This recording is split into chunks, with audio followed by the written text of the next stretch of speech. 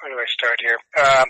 Basically, certainly the most fascinating serial killer I've worked on. I was a prosecutor for a long time. Yeah. So I prosecuted serial killers, some of whom were executed, and I jumped the line of scrimmage here on the defensive side of the ball and defended a serial killer in David Maust. There's no question that's what he was. But he was clearly the most fascinating of all those individuals. Unusual in the sense of he had a conscience. He was sorry for killing people, and he remained sorry right up to the point he repeated it. It's odd, very odd.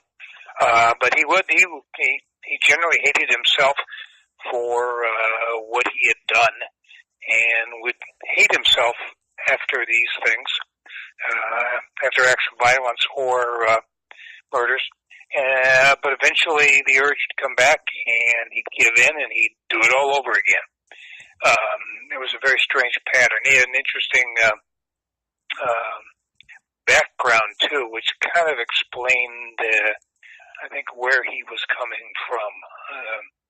I don't know how much you were able to pick up from the internet, but starting around age 9 or so, his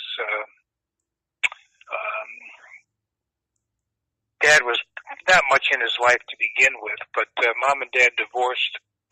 Mom hated him, and at around the age of 9, this is 1963 or 64, somewhere in that time frame. I think 63. Okay. Back then, mental hospitals were kind of used as dumping grounds for unwanted kids. It's very strange. Yeah. Very sad. And what Mom did was go to a mental health court, or a court in juvenile court in Cook County, Illinois, Chicago, basically. Made up some stuff about him, and basically had him committed. We were able to obtain. He spent 4 years in a psychiatric hospital. We were fortunate that we got our hands on the records from his stay in that hospital, and the doctors made it pretty clear that he was being kept there, hoping his mentally ill mother would recover well enough that they could reunite him.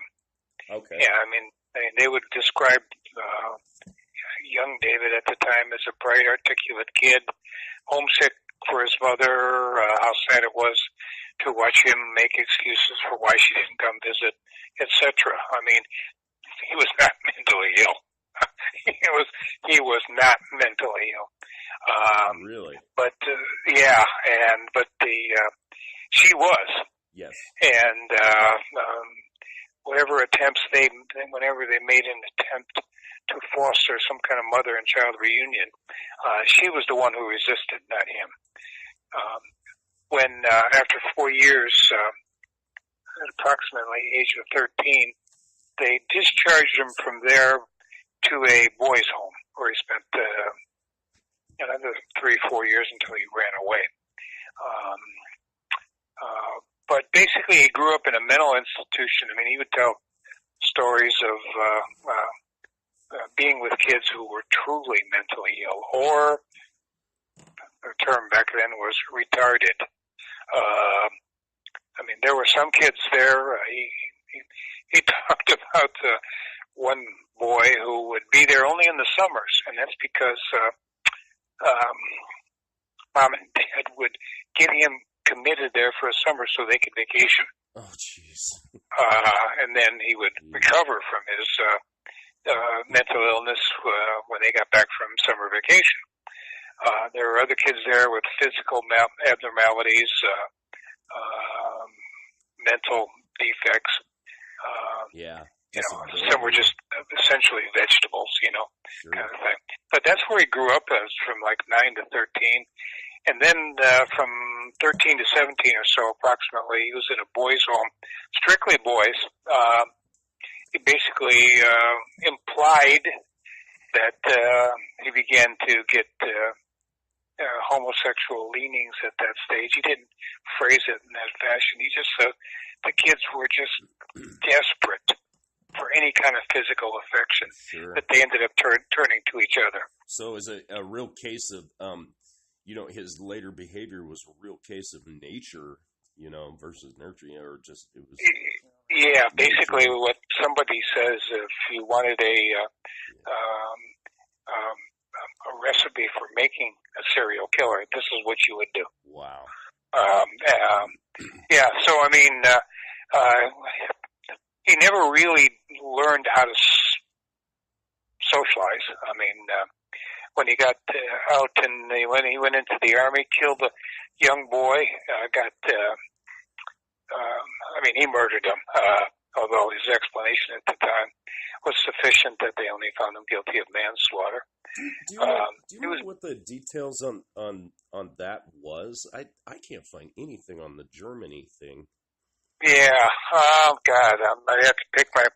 I remember his explanation was that the kid flew off. No, I don't even remember that. It was a bizarre explanation, something to do with a bike and all sorts. It was a very bizarre explanation. And I don't remember how he... Basically, the MO was always the same. Develop a friendship with a young man. Mm-hmm. This was a boy, actually. Then lure him to a secluded area and kill him. I think he, I don't remember if this is the kid he tied to a tree or not. He may have tied this kid to a tree. I'm kind of working from memory on that one, Chris. I think he tied him to a tree and then whacked him with a stick or a board. Okay, beat him. I think he beat him to death. Okay. Then when he got out of that, he killed the kid, Donald Jones, in Illinois, who was a kind of a surrogate substitute victim there. There was someone else he really was planning on killing, and he couldn't locate him or lure him or bait him or whatever. It didn't work out, in other words. Yeah. So Donald Jones happened to be around and available, and he took him out to a secluded quarry pit kind of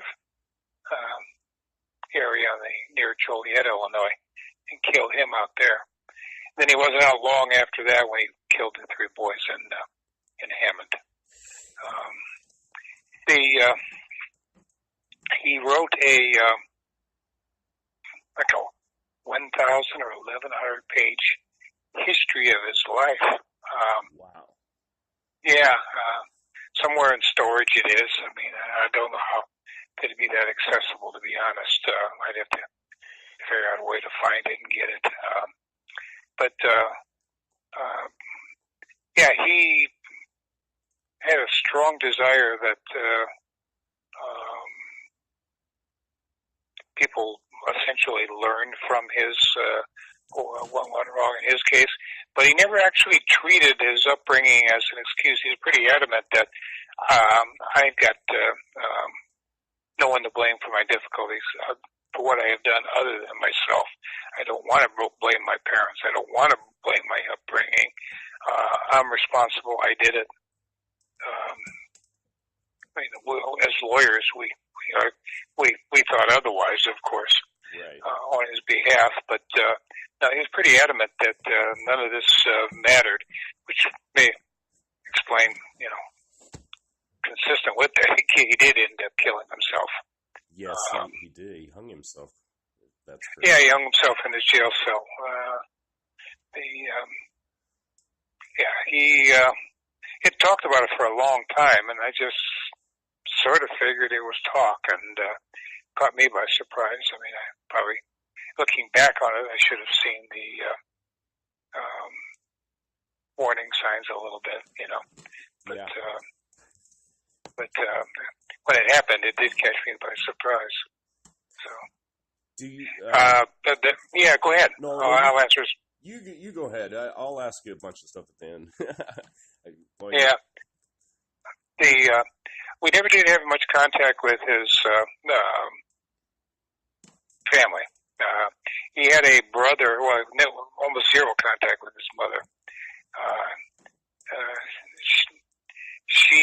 she's a bizarre creature.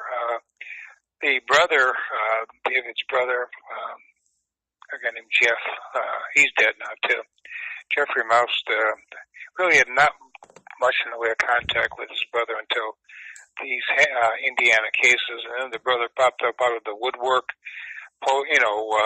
Called the local newspaper, had a picture of himself in apparent tears at the house where these homicides occurred. My brother should die. He should not be allowed to live. Brother was trying to peddle himself for a book, is what he was trying to do. Oh, right. And then he went on Montel Williams.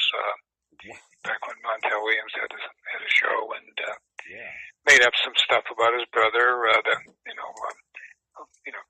Half truths, half bullshit. So it was weird. Mom went along. They showed her in the audience and the camera panned to her on the audience. According to the brother, she got all excited about going to New York and being in the show and dressing up for the occasion and all that sort of thing.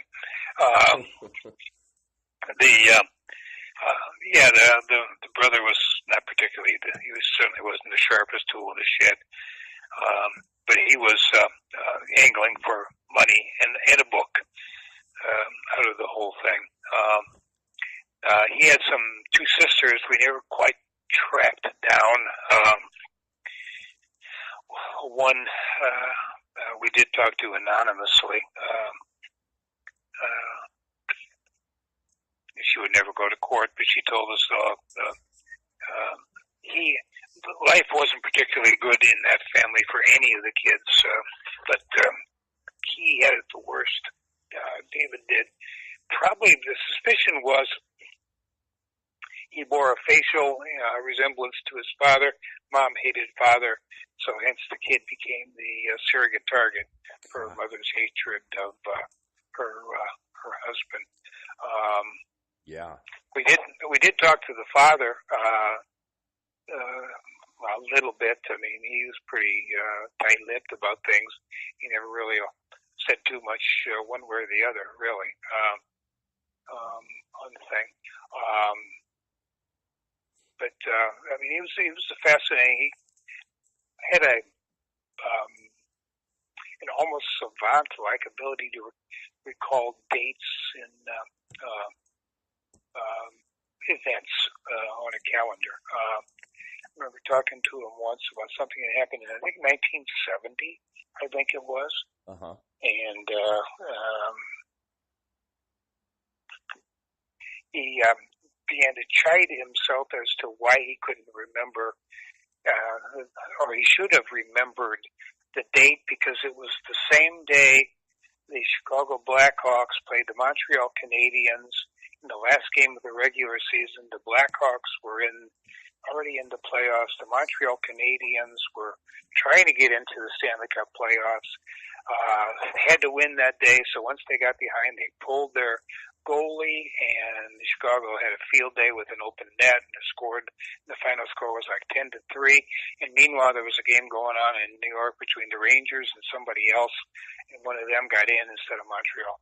And he went into elaborate detail, and it was basically an aside, saying, I should have remembered this event X because it was the same day as these hockey events, okay? Wow. Now, he's telling this in like 2004 to us, okay? And we walked out of there saying, yeah, right, sure enough. But did a little look on the internet, and he had it absolutely pegged. Wow. He had it absolutely pegged. I mean, it was just ingrained in his head. Now, it may have been that when you're in a mental institution or whatever, and you're listening to all these things by radio, maybe they get etched into your mind in a certain way that they are memorable. Or maybe the environment is such that that sort of thing becomes a memory. But he had a real savant-like ability to recall stuff like that, particularly as it related to sports, sort of thing.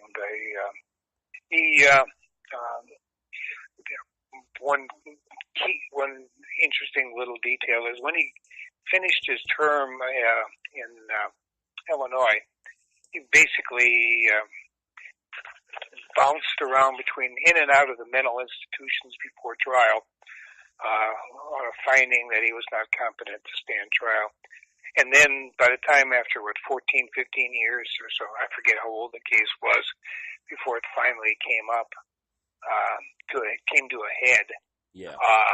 They were kind of tired of the case, and so they cut a deal that amounted to a little more than time served. He didn't have too much time to do by the time he pled guilty to Dow Jones murders. But yes. Anyway, he goes off to the institution, and they're ready to let him out. Illinois had a law then that would have allowed him to be committed civilly for basically an indeterminate confinement as a violent sexual predator. Okay, a civil-based commitment. Okay, and he wrote to. They came to him and asked him about it, and he wrote back to him saying, "Bring me the papers, I'll sign." Okay. Yeah. No one ever came. No one ever came back. And no one followed up. No one. I mean, he wrote a fairly lengthy letter. It was still in the prison paperwork when we got a copy of it, and we were surprised to see it. My guess is, knowing how things work in the system here, nobody read it. I mean, prisoners write mail all the time, and you see this stuff, and a lot of people just ignore it. And my guess is his request to stay in, bring me the paperwork, so I'll sign. And you can commit me. Never got read, never got answered, never came to anyone's attention. So they ended up letting him out. Let him out, and within a short period of time, he's in Hammond, and then the kids ended up in the basement there. How did he get turned in for the kids in the basement and etc.? Who alerted? Some of the kids were of the sort that a rebellious wild streak kind of thing, okay? And when they disappeared,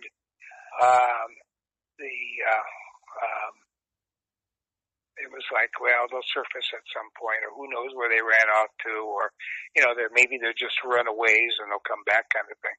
But if I remember right, one of the three was not that kind at all, okay?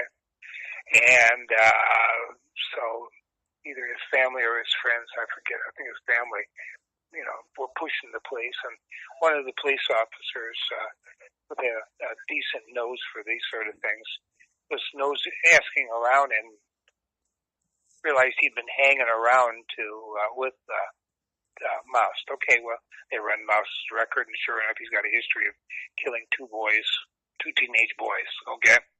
So that perked their interest, and then they began circling around him. And narrowing things and beginning to build a case. And then they got the search warrant to go in the basement, and boom. Then they brought the dogs in, and began the jackhammers and saw what they had at that point in time. But yeah, one of the kids, his absence provoked more than the normal interest, Yeah. Because it was completely unlike him to have gone off. A couple of the other kids were a little bit on the rebellious side, so their absence didn't quite draw the notice that the third one did. Okay, and the kid, I know it in 1981 he was in Chicago, and then he moved to Galveston, Texas. Yeah, he got convicted. He did some time down there. Got into a dispute with I don't remember if it was sexually come on that was resisted or something. Attempted murder or battery or something like that. He did time in Texas. Yes. Yeah, he did time. Don't know too much about that one. It never really came up in our Indiana situation very much. Okay. Yeah. And there was another one here in Cook County before. I think it was in Cook County. I'm trying to remember. He beat the hell out of a guy with an iron pipe. Wow. And beat the hell. And then all of a sudden just quit. You know, there was going to be a homicide. You knew he was planning on killing the guy. He was thinking of killing the guy. And all of a sudden he just stopped for no apparent reason. Picked the guy up and took him to a hospital and got him treated. Wow. Yeah. Now, he got lucky in that one because the guy initially said, I don't know who did it to me, or come up with a bullshit explanation for it. It was a guy he'd been rooming with or staying with. And then later when he changed his story and said, it was David Maust to do this, by that point in time, the cops had lost interest in the case because of his inconsistent statements. There were a couple of incidents like that where he set out to kill somebody and then would restrain himself or stop himself or put the brakes on. And then there were other times when there were no brakes whatsoever. Okay. And he had spent about 10 years in Cook County, right? In the jail? Yeah. I mean, between the Cook County jail, the hospitals, the mental hospitals, he was confined at, awaiting trial, and the Illinois prison. He spent almost 17 years in custody. Oh, okay. Yeah. I think it was after Texas. They brought him back from Texas.